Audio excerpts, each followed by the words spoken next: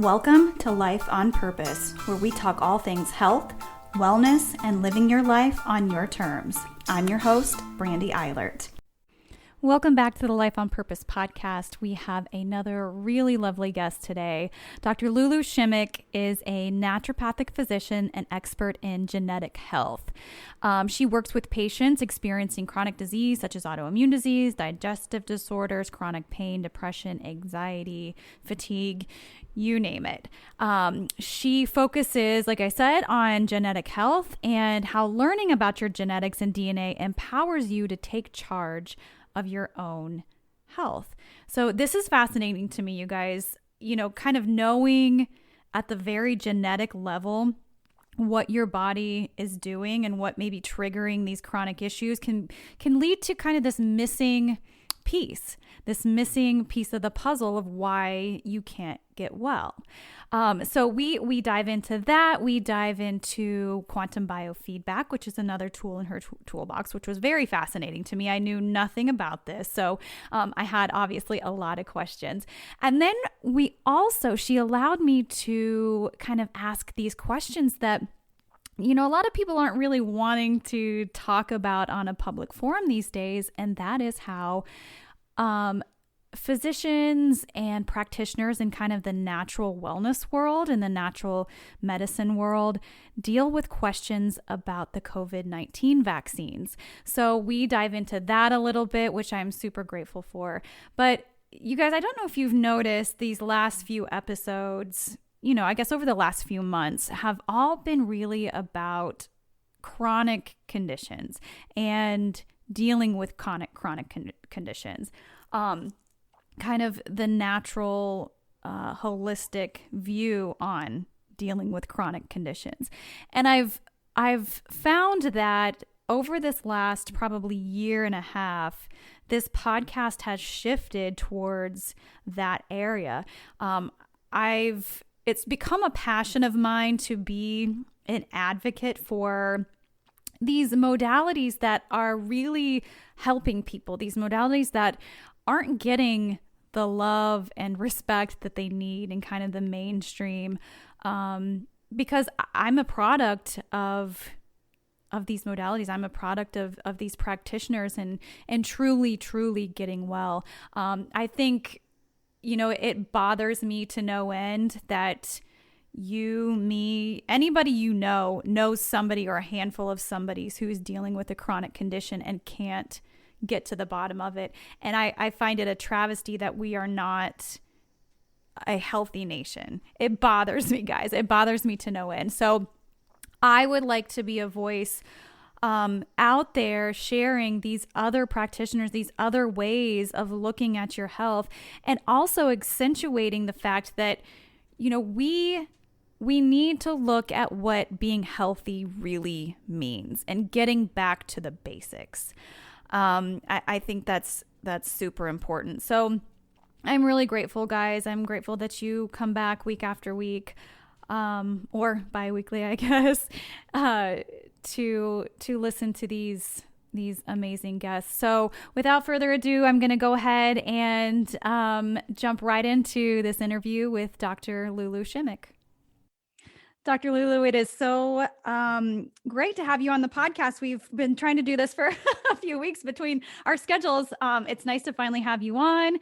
I have spent the last few months bringing practitioners like yourself onto this show, given that I feel like these are important conversations to have as far as being able to empower people to live healthy lives, given the state of the world that it is, kind of with what's going on in the population. And then also this explosion of chronic disease that seems to not be going down, but kind of skyrocketing, and having these tools to be able to either prevent getting there or managing and getting back to health when you are there, that, these connections seem to be kind of missed. And so I appreciate practitioners like you who are willing to come on the show and talk about, your expertise as a naturopath, different than kind of the traditional model. So again, it's an absolute pleasure. Oh, thank you so much for having me, Brandy. I'm super excited to be here today. Great. So I love to just start these with kind of your backstory. Tell me everything that you do within your practice, but also why? Why did you choose this route rather than the traditional route? Because I feel like everybody has a reason. Right. Yeah, that's totally true. And I'll keep it brief. I won't go to my entire life story. But yes, so I think, for me, I really grew up in a kind of like a healthy household. My mom was super into health, and so that kind of, started my genes, so to speak, is like a really great kind of like foundation for health. Mhm. And so I always have had that passion. And I don't really have the story of like, what's a good example? Like some physicians or naturopathic doctors will have this backstory of like they became ill and they wanted to then pursue a career in medicine to help others like themselves. That really hasn't been my specific, story or background, but it really comes from a place of just this love and passion for wanting help people feel better, to help them find their true place on the planet of this complete health and wellness, which I know is super attainable for people, and when I started to see the differences, like, okay, if you're given this perspective from an alternative health model, it can completely change as opposed to coming from this traditional allopathic model, which is completely viable in a emergent environment, where if you need emergency care, this is when you need to have that allopathic doctor on your team, right? When you're in the ER, for example. But when it comes to chronic disease, that model fails every time. They're just not given the tools because you have to look at the body completely holistically, right? You can't just treat the symptom, which is what they're doing. You have to really dive deep into the root cause. And chronic disease has many different root causes.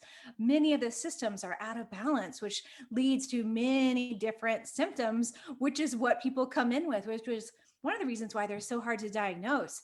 Because, it's like, you have 40 different symptoms on the plate, and that can lead to different things, like, oh, maybe you have this, maybe you have that. So you have to use a lot of diagnostic tools and be the detective, and I love being that, which is one of the reasons why I think I dove into the naturopathic field. And I really love, I know one of my biggest passions is food and nutrition, and that kind of like was my seed before I even became a naturopathic doctor. I was working in the natural foods industry. I was working at a yoga retreat center, and I really fell in love with when people are shown how to eat like great food, the differences it can make in their life. So I still practice that in my practice today with patients. It's a huge aspect of what I do. And it's really not about taking away, because I Yeah. see that, patients often find that when we take away a lot of their food sources, then they feel like they have nothing left to eat. So it's really about like putting really good food in. So anyway, yeah, I think that's kind of like my passion really comes from helping others from this true place of people that are lost. They've been on the road where they just don't know where to turn because all the doors have been shut, right? No help, no hope, no hope. And so Do then, you find that the people that make their way to you, you are their last resort? They had tried every other option before, and then finally it's just like, okay, well, I'll give this a try. right. Do you find that that's kind of the case in your practice? Yeah, I find that a lot, especially because I really focus on deep chronic disease. And, Mhm. we're trained as family practitioners, so we can see a wide range, a variety of diseases. But then a lot of us will specialize. So, because of my specialization, I then receive clients or get new clients that have a lot of quote unquote baggage, right? They're Yeah. carrying in all these different things, and they have lost, like, they've just been, there's so many different variables that they're coming Yeah. in with that they have had a lot of turning away, like, oh, there's nothing you can do. Or they've also have tried many, many, many different things, and then maybe a friend says, hey, have you tried naturopathic medicine? It helped me, right? I think that's Yeah. usually how most of my referrals come from. So I find that in many of the practitioners that I've spoken with, and even in my experience with my own health, is that there is a bit of a lack of general education on what health is. what it means to be healthy, how important food is, how important limiting stress is, how important your lifestyle is, how important removing toxins is, all of it, the bigger picture. And I find that when we finally make it into the realm of natural medicine, functional medicine, integrative medicine, etc., that you're like, so you're telling me I have to eat healthy, change my limit my stress, like these very basic things, and it feels almost ridiculous. Because there isn't that foundation, like you said, you had growing up, this foundation of this is what it takes to truly set this foundation of health and wellness, right? Mhm. Do you see that a lot, that there has to be an education portion of it? Oh, totally. And when we're in medical school, naturopathic medical school, one of our huge foundations is docere, which in Latin means doctor as teacher. And I would say that's like 75% of my practice is educating patients, and it's like you said, that foundation of health is Yeah. key. And that's always where I start, and sometimes, like you said, it does seem like ridiculous, but when we're stressed out or when we don't feel healthy, Mhm. those are the things that go out the window first, right? Right. So then if we look at bringing those back in, it's amazing how quickly we can see results. Well, and this is something I've spoken about on this show before and in other episodes, is that, we kind of have this conditioning in our current society of, okay, this is the problem, give me the pill for it, and I should be good, right? Right. It's a lot of work to change these habits, to change these things, to take your health into your own hands. But I also find that it's very empowering in itself too. Mhm. If when I found my practitioner and she gave me these tools, I was one of those people that was like, what? That's nuts. No, just tell me what to take and, I'll feel Right. better, whatever. But she was amazing in being able to say, hey, no, this is the foundation. You've got all these other things going on. It's a complete imbalance. We're going to target these areas, and we're going to do that with food, and we're going to do that with really reducing your stress and kind of this emotional baggage that you've carried around and all these other things. And herbs and you name it. Right. And it feels a little kooky until it starts working. And then you're Right. like, oh my gosh. And then you kind of go in this journey of, wow, that's really empowering. I get it now. And I Mhm. feel like it's very sad to me that that's not the basis of our education system in our homes, in our schools, Right. etc., Mhm. of making these the foundation of what we're learning as little people and even big people. Right. Yeah, that's so true. And I think that that's you hit on it, like a key point there is about community. And that's Hmm. one thing that I really work a lot with. And when I work at the Veterans Healing Farm, one of the places that I work, it's about, when we teach others, how to do something, then it like trickles out into their environment, into their community, and they Yeah. can help others. And we've lost along the way a lot of that because, like, as you mentioned, that quick pill fix, Yeah. right? And I think that when that started happening, I think it was in the 20s when we had the resurgence of the AMA and allopathic traditional doctors. And then the alternative care, kind of took the wayside because they had pharmaceuticals coming in and things Yeah. that people could find quick relief with. And because of that, then we lost our roots for traditional medicine. That family thing, like, oh, hey, grandma says I should take this, right? Well, there's a truth to that, you know?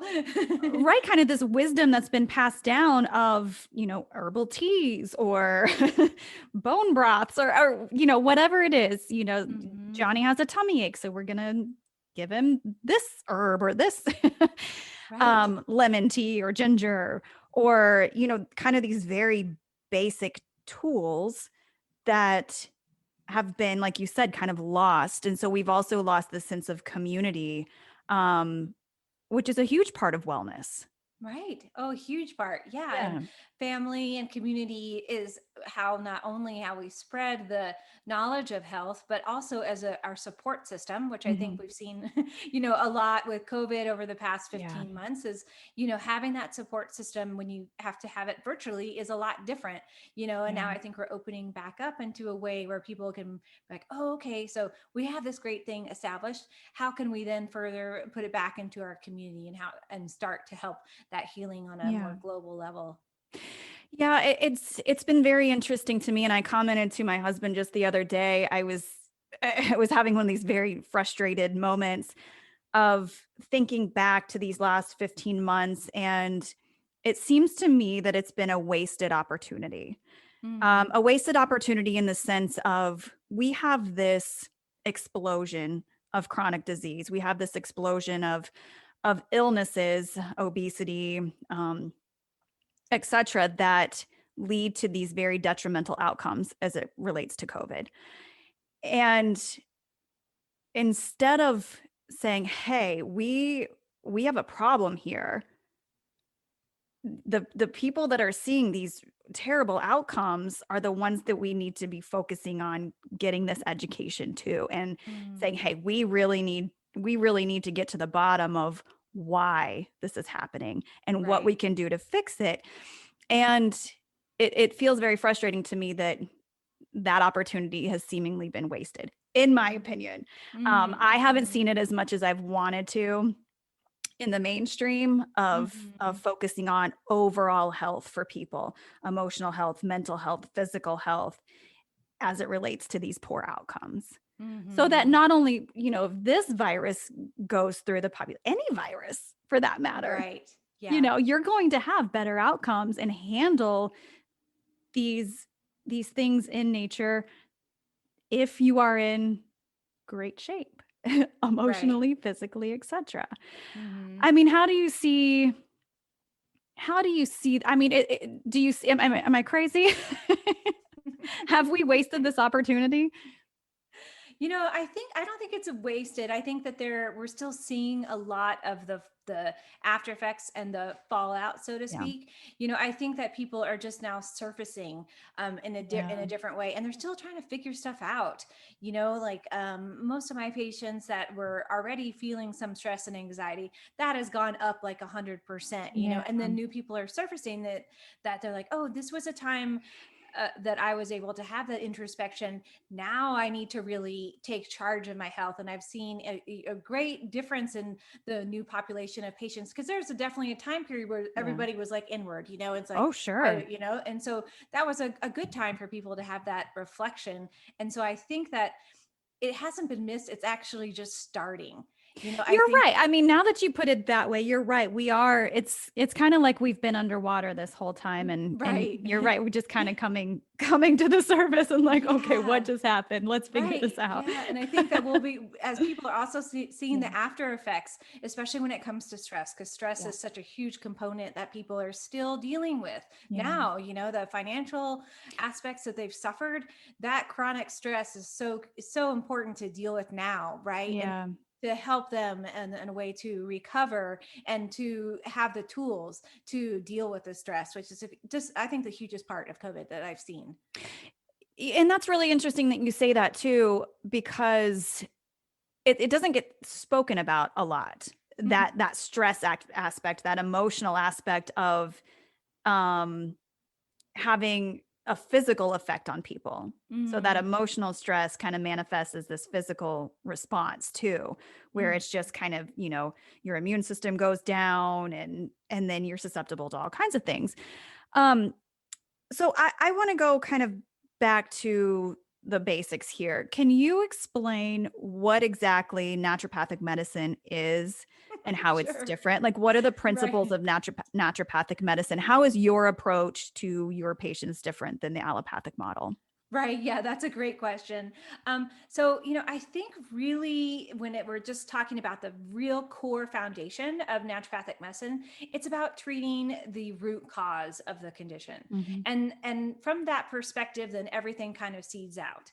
And so we taught in medical school all the modalities that are from like herbs and homeopathic medicine and nutrition and diet and exercise and counseling, the whole holistic picture, which is very different than a traditional medical model. We're not looking at the body from one perspective. We're looking at the whole body. And then we use those modalities we're taught to do all different types of things. When I see patients, it's not just, I'm like, here, take this one herb. And, that's not what I do. I look at every aspect of the patient.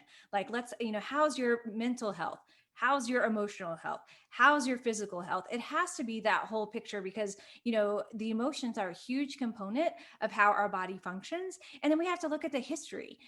That's a huge component of how I practice. And with that functional medicine perspective brought in is what's the timeline? Did you have something that happened to you when you were 6? Maybe you were on antibiotics for 3 years as a child. That's going to completely affect your gut health. And those things aren't looked at from the allopathic model. They're just not.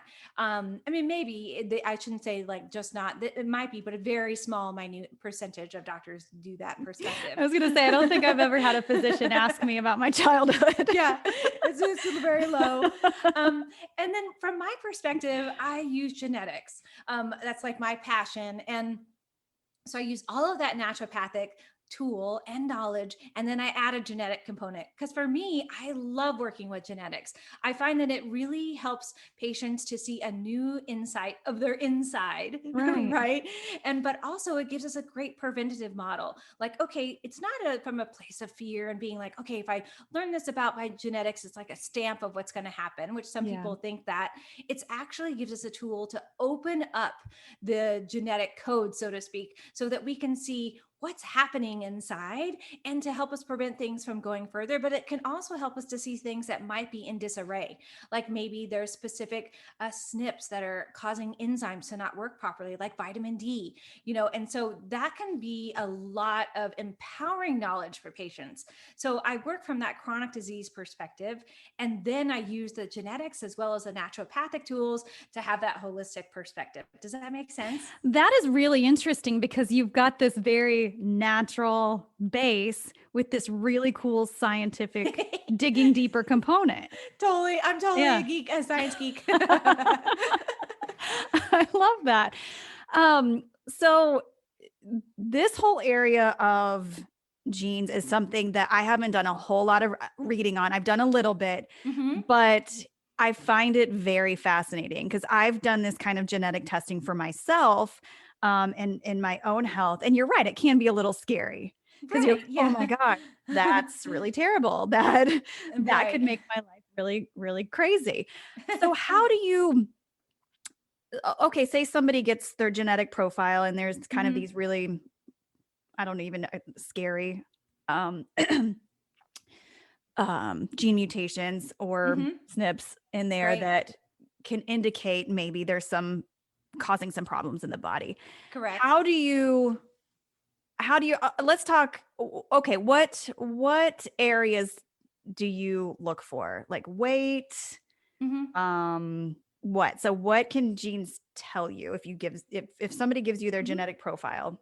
Right. So let's backtrack a little bit on that. So the genetic aspect of where we are right now is like moving at a very fast pace. Like even if you've had your genetic profile done, let's say 3 years ago, and you had to analyze that compared to today is a huge difference. And so I even have patients that come in that have had that past genetic profile done, and I'll take that SNP information and then put it into my system so that I can see it from a new perspective because we're seeing a lot of different things. So that's kind of like step one, like basic, get your profile done and have that SNP data. Then step two is that we can then subdivide that data into different categories. So I'll do, say someone is coming into me, let's just say they're having a lot of inflammation. Let's just that's simple.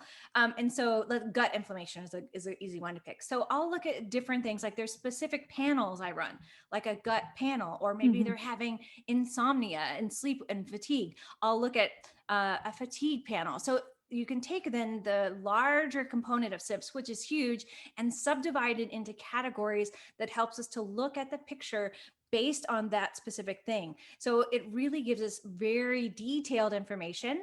And then we can use that information to see like what specific nutrients, for example, can help those specific SNPs that are out of balance, or what specific lifestyle. So dietary or, mindfulness techniques that have been studied so far that can show to help benefit those SNPs. So the new data is just amazing, right? We're seeing, and it's coming so fast. So as a genetic lover and specialist, I really have to stay like on top of the information. And I'm always like learning new things and like learning into new companies and figuring out new aspects of herbs and supplements that can help the genetics. So what is it about adding these things in, foods, supplements, herbs, that helps the gene not be such a problem? Right.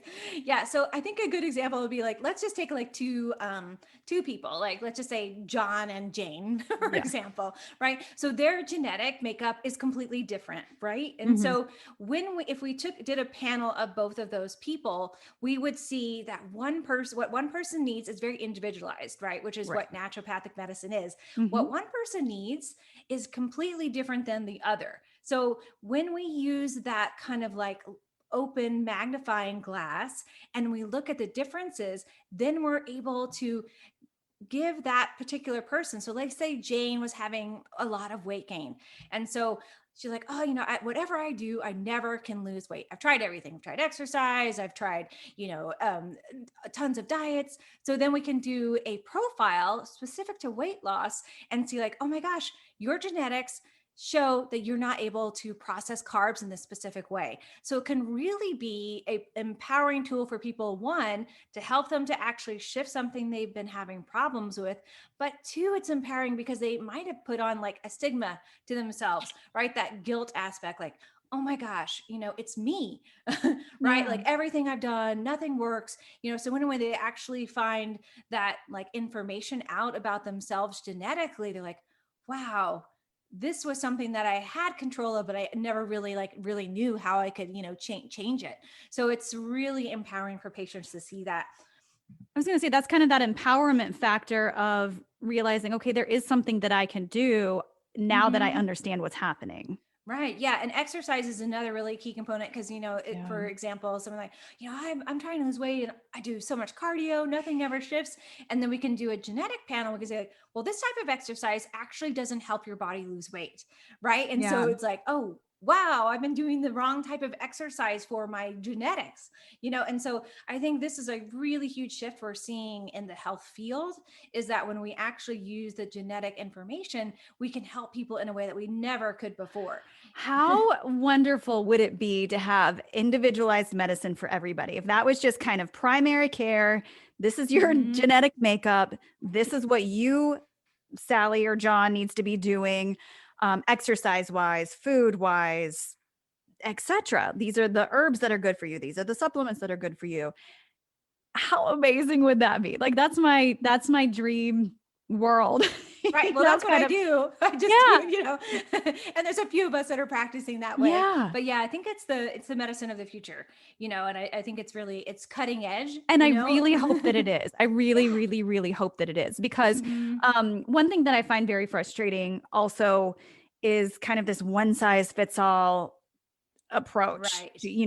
This symptom, this is what you do for everybody. Right. Without kind of digging to these deeper genetic causes or past history, like you said, going back to 6 years old to see kind of how you got here. What were the things that you were doing that maybe contributed to this? And again, not putting guilt on anybody, because we just don't know oftentimes. Yeah. Right. Sure. I do really hope that is the medicine of the future. I think that would be very empowering for people. And we would get to the place where such chronic illnesses that we're seeing exploding in the population start to go down and down and down and down and down. And that is something I kind of wanted to ask you, and I've asked a few other practitioners on the show before, but what, from your perspective, what do you see as being contributing factors, or really large contributing factors, to this explosion in chronic illness in the last few decades? Yeah, I think that really comes down to toxicity. And I think that's from a physical perspective, from the genetic cellular makeup, Yeah. but also from the emotional toxicity. I think both of those components, like if we look at, for example, the environmental toxins around us, they have accumulated. I mean, it's just like we're in a whole different environment than we were 20 years ago. So we're getting a lot more input, right, into the system.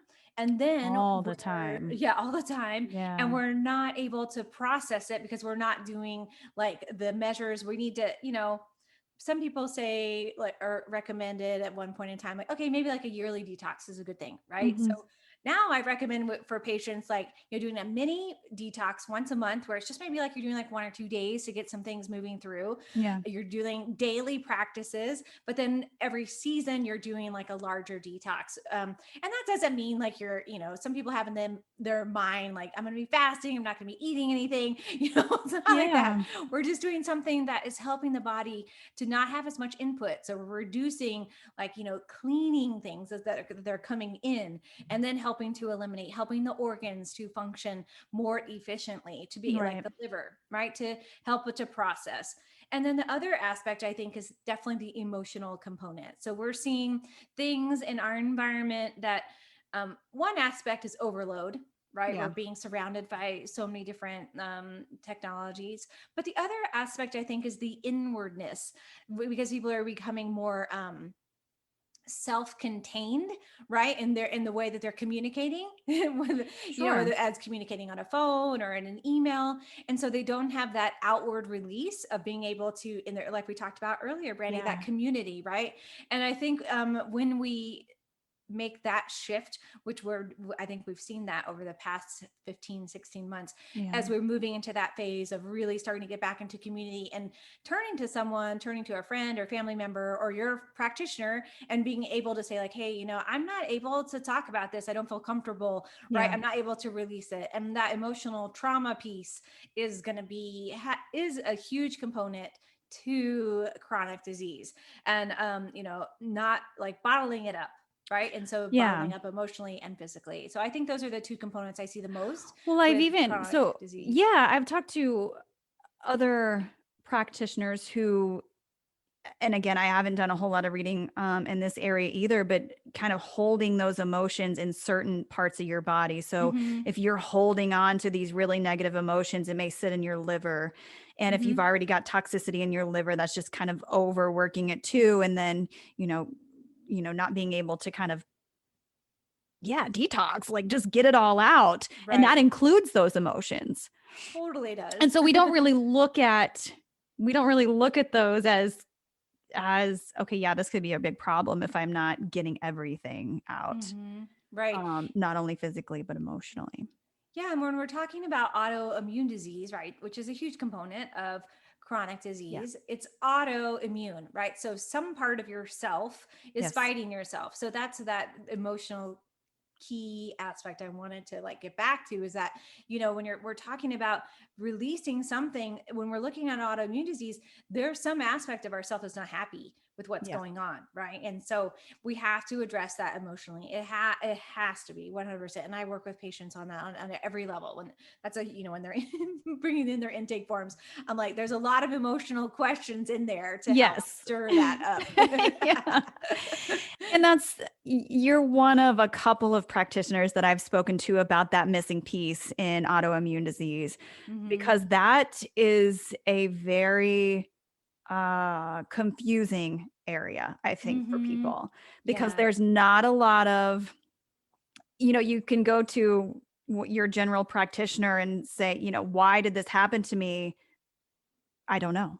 I mean, that is the answer. We don't know. We don't know. Yeah. And we have no treatment.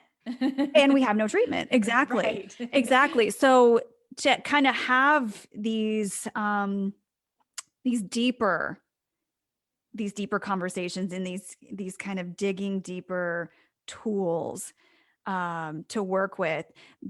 For me personally, I struggle with autoimmunity. That was a huge piece for me. So I completely understand that, and I completely get that missing piece of just being able to release certain things. that you've been Right. holding on to. So I can Mhm. attest to that. It's just trying to get somebody who's held on to something for their whole life to Right. release it. That's really hard. Yeah, Or it to can be get them to totally hard. understand that that's a missing piece for them. Right. Yeah. And they Yeah. might not have been ever taught the tools of how to release it. And, Right. it doesn't necessarily have to be this massive thing where you're like, oh, I gotta go, I don't know, live on a remote island and, Yeah. scream my guts out for like, like a year. Although It that might doesn't, be nice.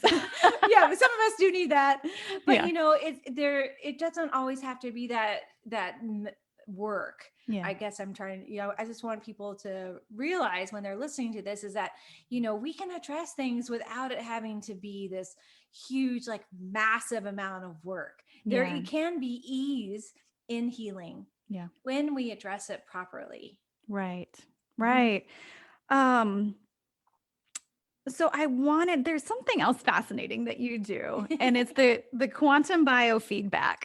Oh, yeah, that's fun. Yes. So explain what it is exactly, and explain how you use it Mhm. and how it works for people, or Yes. use as a tool to work for people. Sure. Yeah. Okay. So the quantum biofeedback is a system that I use. And so it takes the voice. So the patient will then repeat the vowels, A, E, I, O, U. And Mhm. they do that for 15 seconds. Then I take that voice, um, recording and their picture of that moment, and then I put it into the system, and then it scans the entire body from the energetic aspect to the physical component, and it looks at like amino acids, it looks at looks at everything. It looks at the aura. It looks at minerals, vitamins, essential oils, herbs. It does a ton of different things. And then it can also do specific things like for the GI system, viruses and bacteria. So what it does is it scans it. So when you can think about, remember the, what was his name? Emoto, and he did with the water, the science experiments with water, and put like Yeah. a name on a glass of water, and then did a study where he could see how it changed. So your voice is very specific about what's going on. So the machine reads that data based on the sounds of your voice. It analyzes it in different resonance of frequency. And so it'll, like, if you're thinking of like a jagged line, it'll be Yeah. like, okay, oh, you just said this way, and this line will go up. Then it puts all that voice data and then kind of like analyzes it.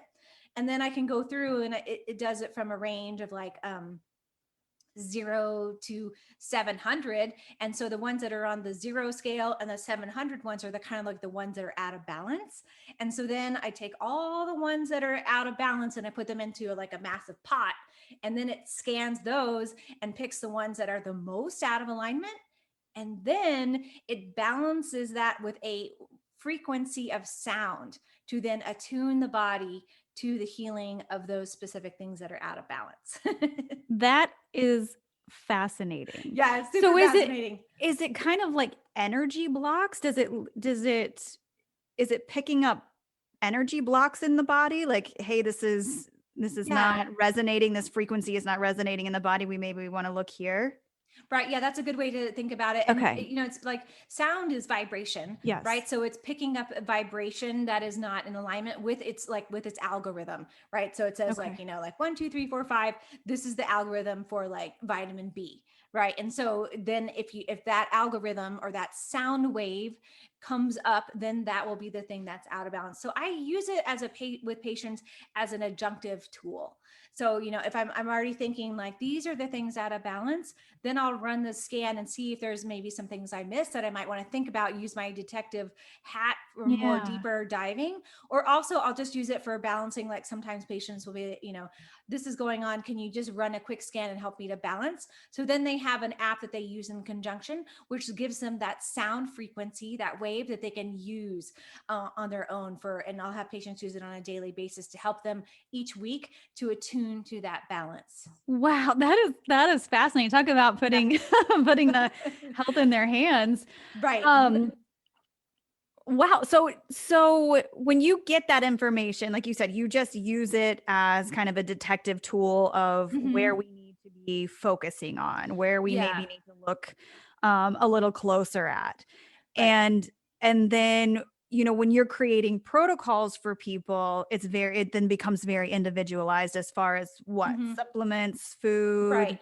Oh, totally. herbs. Yeah. So say for instance, like when with herbs is a great one. So when I'll do a scan, say for instance, a lot of things came up as being out of balance that would be pointing to the adrenal system, like Mhm. ashwagandha and ginseng. I'm like, oh, okay, these are already ones that I was thinking of using with this Yeah. patient and like, but the scan will show the main ones that do the best work. And so Mm. then does that make sense? So that, Yeah, okay, yeah. these are the ones that are really going to help this person. So then I kind of I take that information. So I don't use it as a diagnostic tool. I Yeah. use it as a tool to um, affirm my original thought process, or Gotcha. using it in a way to like, oh, that's interesting. I wasn't thinking about that, Kind of So investigative a little bit. right. Yeah. Like, so like, for instance, like with biofilm, if it'll come up and say like, oh, this person had like Lyme and parasites and viruses are all coming up high on their scan, then it Yeah. makes me want to dive deeper and say like, hey, is there a history of this? Have you had, what about parasites? Were you ever exposed? Have you had a stool analysis done? So Mhm. it allows me as just a deeper tool and a really easy way. And I really enjoy using it with patients, and they really like it too, is that adjunctive tool.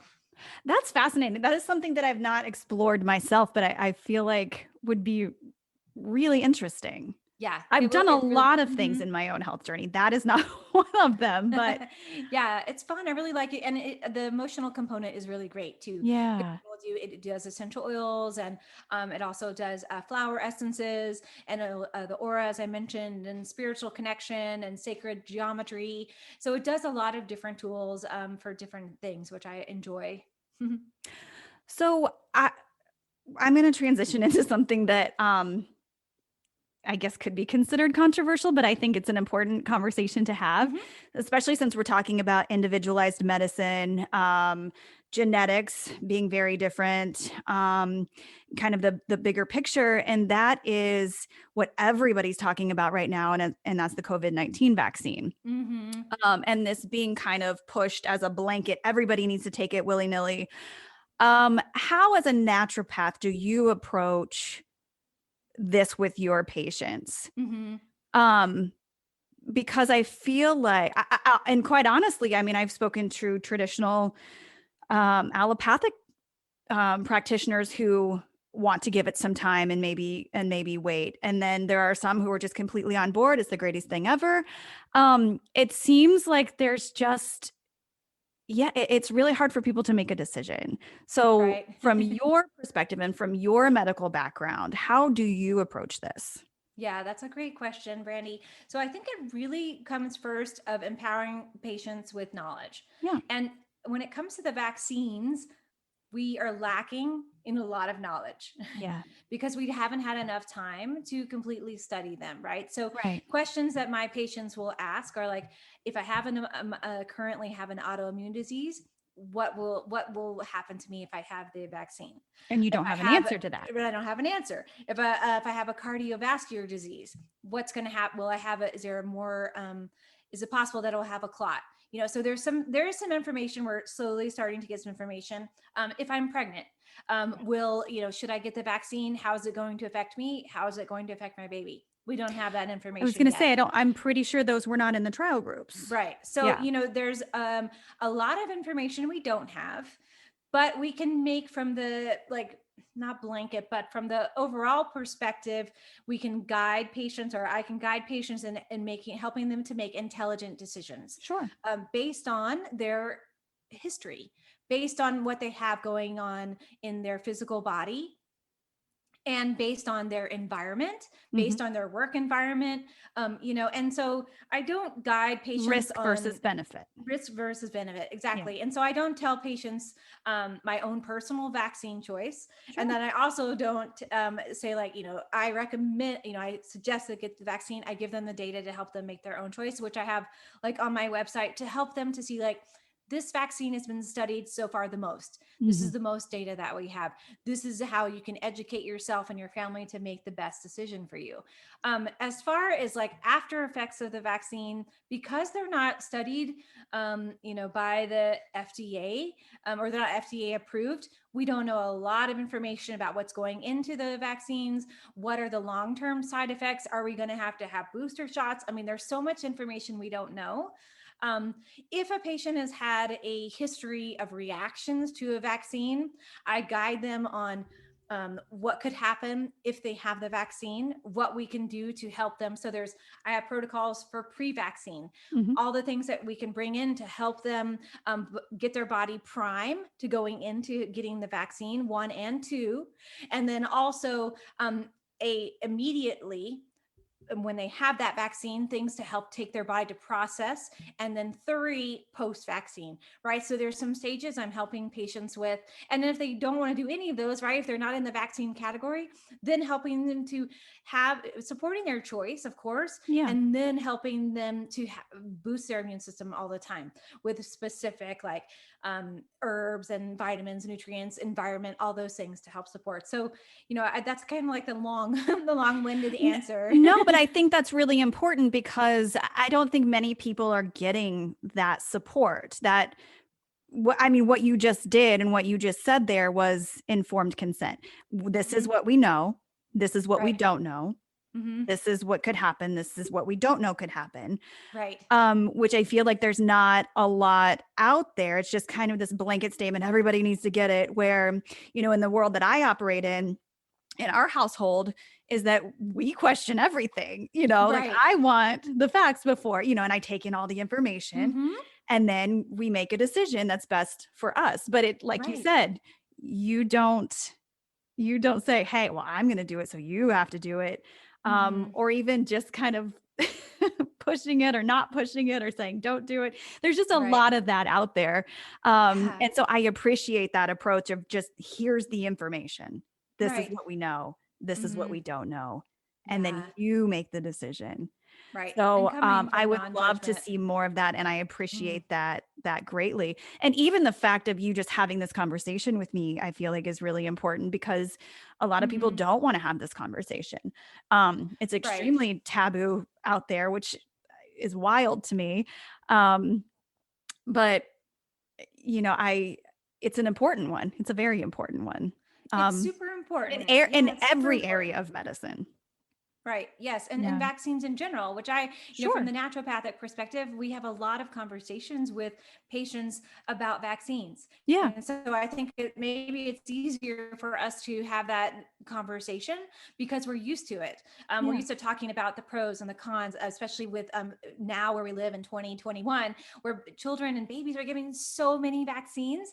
So we can help talk about what that looks like, how they can have a longer schedule. What if they don't want to do vaccines? What are the pros and cons of that? So I think that the vaccine conversation, I don't know, maybe it's easier for us because we've been practicing it for longer.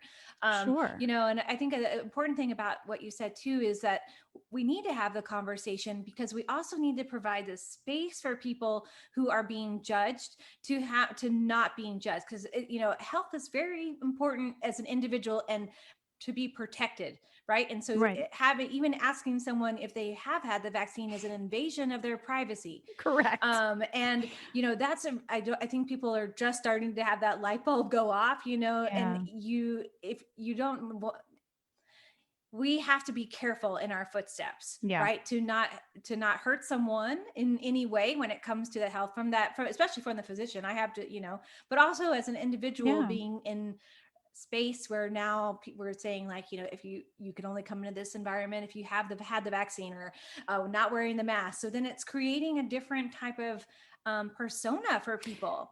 It very much is. And it's a new scary landscape. And I think about just kind of our own personal experience, where my husband works. They're required to track who is vaccinated and who is not, but they're not allowed to ask. It's just like the most wild thing ever, how you're supposed to track it, but you're not, again, you cannot invade somebody's personal medical privacy you're not allowed to ask.